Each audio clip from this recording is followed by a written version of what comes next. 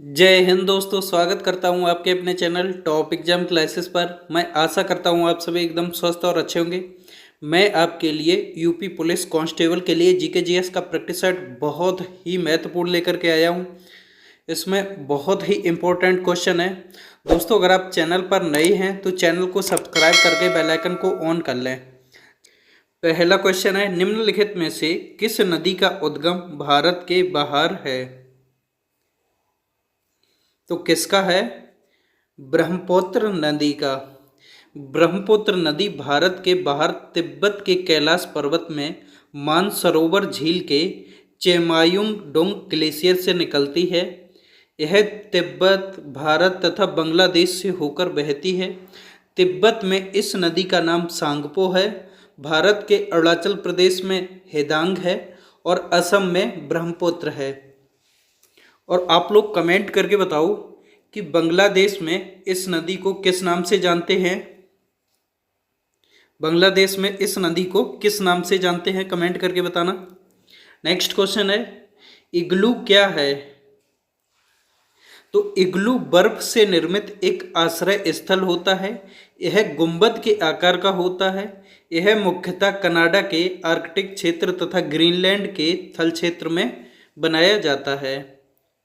Option number इसका सी सही हो जाएगा। गुंबद के आकार का एक घर या झोपड़ी जो कठोर बर्फ की सिल्ली से बनाया जाता है, जिसमें एस्किमो रहते हैं। नेक्स्ट क्वेश्चन है, प्रच्छन्न बेरोजगारी का परिणाम क्या होता है? तो ऐसी स्थिति जिसमें किसी काम पर जितने व्यक्तियों की आवश्यकता हो उससे अधिक व्यक्ति काम पर लगे हों, जो इन लोगों की बेरोजगारी को प्रच्छन्न बेरोजगारी कहा जाता है। प्रच्छन्न बेरोजगारी के परिणाम स्वरूप अनुत्पादक कर्मचारियों की संख्या में वृद्धि होती है। तो इसका ऑप्शन नंबर डी सही हो जाएगा। नेक्स्ट क्वेश्चन है, चंबल नदी किन राज्यों से होकर बहती है? तो चंबल नदी उत्तर प्रदेश, मध्य प्रदेश और राजस्थान राज्य से होकर बहती है। यह मध्य प्रदेश के मालवा पठार में महू से निकलती है। ऑप्शन नंबर सी सही हो जाएगा। नेक्स्ट क्वेश्चन है, वह इतालवी यात्री जिसने विजयनगर साम्राज्य का अत्यंत प्रशंसात्मक विस्तृत वर्णन किया वह है? तो कौन है? निकोलो कॉन्टी। इसका ऑप्शन नंबर वी सही हो जाएगा। नेक्स्ट क्वेश्चन 6 नंबर है, स्वतंत्रता के बाद रियासतों के एकीकरण में सबसे महत्वपूर्ण भूमिका किनके द्वारा निभाई गई है? तो सरदार वल्लभ भाई पटेल एक स्वतंत्रता संग्राम सेनानी थे। स्वतंत्रता के बाद रियासतों के एकीकरण में इनकी महत्वपूर्ण भूमिका थी। इन्होंने देसी राजाओं को भारत में विलय करने के लिए समझाया, जिसके परिणाम स्वरूप 3 राजाओं को छोड़कर सभी राजाओं ने भारत में विलय करने का प्रस्ताव स्वीकार कर लिया। जम्मू कश्मीर, हैदराबाद तथा जूनागढ़ के राजा ने भारत में विलय करना नहीं स्वीकार किया। सरदार पटेल ने हैदराबाद में सेना भेजकर निजाम से आत्मसमर्पण करवा लिया। जूनागढ़ का नवाब पाकिस्तान भागकर चला गया। इसके बाद उसका विलय भी भारत में हो गया। तो किसने कराया? सरदार वल्लभ भाई पटेल ने। नेक्स्ट क्वेश्चन है, चरकुला नृत्य किस राज्य से संबंधित है? गुजरात, मध्य प्रदेश, उत्तर प्रदेश या बिहार? तो चरकुला नृत्य उत्तर प्रदेश से संबंधित है। यह नृत्य उत्तर प्रदेश के ब्रज क्षेत्र में किया जाता है।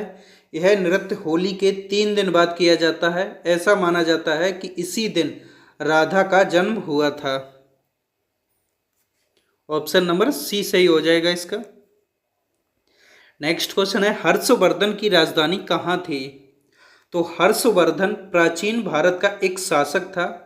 इसने पंजाब छोड़कर शेष समस्त उत्तर भारत पर राज किया था। हर्षवर्धन की राजधानी कन्नौज थी। कहाँ थी? कन्नौज में। ऑप्शन नंबर सी सही हो जाएगा इसका। नेक्स्ट क्वेश्चन है, बुद्ध ने अपना पहला उपदेश कहाँ दिया था?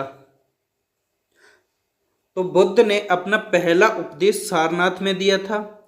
बुद्ध के प्रथम उपदेश को धर्म चक्र प्रवर्तन कहा जाता है। महात्मा बुद्ध को 35 वर्ष की अवस्था में बोध गया में पीपल के वृक्ष के नीचे ज्ञान की प्राप्ति हुई थी। ज्ञान प्राप्ति के बाद उन्होंने पहला उपदेश दिया था। सारनाथ में उन्होंने 5 सन्यासियों को उपदेश दिया था।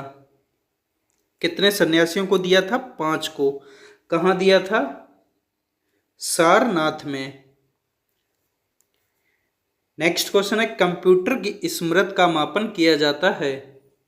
तो कंप्यूटर की स्मृति का मापन बिट्स के द्वारा किया जाता है। बिट्स कंप्यूटर स्मृति की सबसे छोटी इकाई है। ऑप्शन नंबर सी सही हो जाएगा इसका। नेक्स्ट क्वेश्चन है, अंतरिक्ष में भेजा गया भारत का प्रथम उपग्रह था। तो अंतरिक्ष में भेजा गया भारत का प्रथम उपग्रह आर्यभट्ट था। इसका निर्माण भारतीय अंतरिक्ष अनुसंधान संगठन द्वारा किया गया था। इसका ऑप्शन नंबर सी सही हो जाएगा। नेक्स्ट क्वेश्चन है, जीवाश्म किस प्रकार के सेल में पाई जाती है। तो ये पाए जाते हैं परतदार सेल में। इसका ऑप्शन नंबर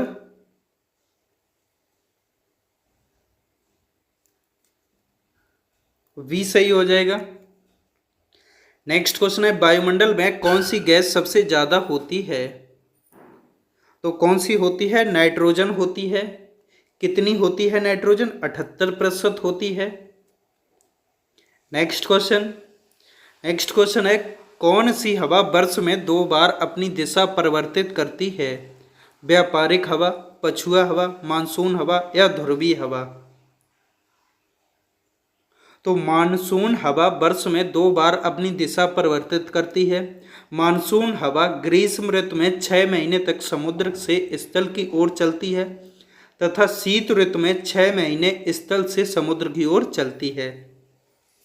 इसका ऑप्शन नंबर सी सही हो जाएगा। नेक्स्ट क्वेश्चन है, ज्वार भाटा की उत्पत्ति का कारण है। तो ज्वार तथा भाटा की उत्पत्ति का कारण चंद्रमा तथा सूर्य की गुरुत्वाकर्षण शक्ति है। सागरीय जल का नीचे गिरकर पीछे हटना भाटा कहलाता है। इसका ऑप्शन नंबर सी सही हो जाएगा।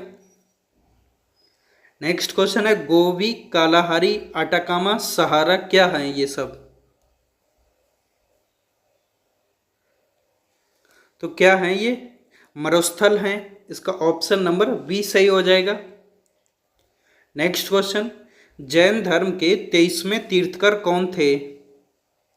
तो जैन धर्म के 23वें तीर्थकर पार्श्वनाथ थे। इनका जन्म 3000 पूर्व वाराणसी में हुआ था। तो इसका ऑप्शन नंबर सी सही हो जाएगा। नेक्स्ट क्वेश्चन है, निम्नलिखित में से कौन सी नदी डेल्टा नहीं बनाती है। तो इनमें से नर्मदा नदी डेल्टा नहीं बनाती है। इसका ऑप्शन नंबर बी सही हो जाएगा। नेक्स्ट क्वेश्चन है, एशियाई खेलों में 400 मीटर की दौड़ में स्वर्ण पदक जीतने वाली पहली भारतीय महिला कौन है। तो एशियाई खेलों में 400 मीटर की दौड़ में स्वर्ण पदक पाने वाली पहली भारतीय महिला पीटी ऊषा हैं। कौन है? पीटी ऊषा। इन्होंने 1986 में सियोल एशियन खेल में 4 स्वर्ण तथा 1 रजत पदक जीता था। नेक्स्ट क्वेश्चन, बांग्लादेश के क्रिकेट मैदान पर किस खिलाड़ी की मृत्यु हुई थी। तो किसकी हुई थी? ये हुई थी रमन लांबा की। ऑप्शन नंबर डी सही हो जाएगा इसका। नेक्स्ट क्वेश्चन है, निम्नलिखित में गैर परंपरागत ऊर्जा स्रोत कौन है। तो कौन है? पवन ऊर्जा है और ज्वार शक्ति है। ऑप्शन नंबर इसका बी सही हो जाएगा। नेक्स्ट क्वेश्चन है, भारत की संविधान सभा के अध्यक्ष कौन है। तो संविधान सभा की पहली बैठक 9 दिसंबर 1946 को आयोजित की गई थी, जिसमें डॉक्टर सच्चिदानंद ने अस्थायी अध्यक्ष के रूप में सभा की अध्यक्षता की। संविधान सभा की दूसरी बैठक 11 दिसंबर 1946 ईस्वी को डॉक्टर राजेंद्र प्रसाद को संविधान सभा का अस्थायी अध्यक्ष चुना गया। तो इसका ऑप्शन नंबर बी सही हो जाएगा। नेक्स्ट क्वेश्चन है, भारत में संपत्ति का अधिकार अब रह गया है। तो भारतीय संविधान में संपत्ति का अधिकार पहले मौलिक अधिकार था, लेकिन 44वें संविधान संशोधन 1978 द्वारा इसे मौलिक अधिकार से हटाकर संविधान के भाग 12 के अनुच्छेद 301 के अंतर्गत कानूनी अधिकार का दर्जा दिया गया है। तो इसका ऑप्शन नंबर सी सही हो जाएगा। नेक्स्ट क्वेश्चन है, जिम कॉर्बेट नेशनल पार्क कहाँ है? नैनीताल, लखीमपुर, राजस्थान या असम? तो Jim Corbett national park Uttarakhand राज्य के नैनीताल जिले के रामनगर शहर में स्थित है। तो इसका ऑप्शन नंबर ए सही हो जाएगा। किस शहर में? रामनगर शहर में। नेक्स्ट क्वेश्चन है, सुंदरबन अवस्थित है। तो सुंदरबन गंगा ब्रह्मपुत्र डेल्टा में अवस्थित है। इसका ऑप्शन नंबर ए सही हो जाएगा। नेक्स्ट क्वेश्चन है, ध्वनि मापक इकाई को कहते हैं। तो ध्वनि मापने की इकाई को डेसिबल कहते हैं। डेसिबल एक लघुगणकीय इकाई है जिसका उपयोग ध्वनि की शक्ति तथा तीव्रता मापने में किया जाता है। इसका ऑप्शन नंबर डी सही हो जाएगा। नेक्स्ट क्वेश्चन है, हरित गृह प्रभाव किस गैस की अधिक मात्रा में होने से बढ़ता है? तो ये बढ़ता है कार्बन डाइऑक्साइड गैस की अधिक मात्रा में होने से। ऑप्शन नंबर ए सही हो जाएगा इसका। नेक्स्ट क्वेश्चन, ताजमहल बदरंग क्यों हो रहा है?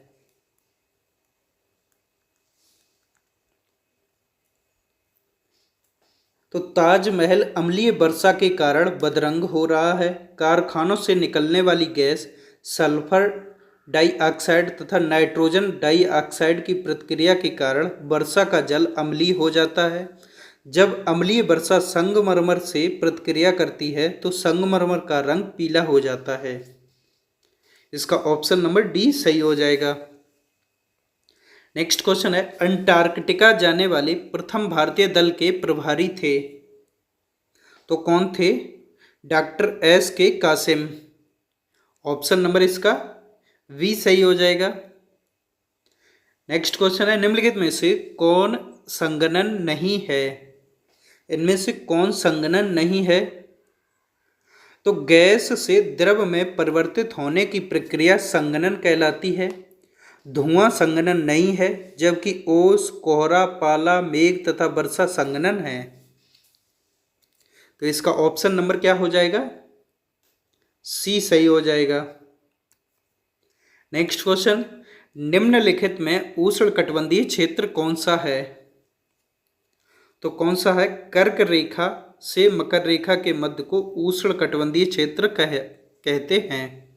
ऑप्शन नंबर इसका सी सही हो जाएगा।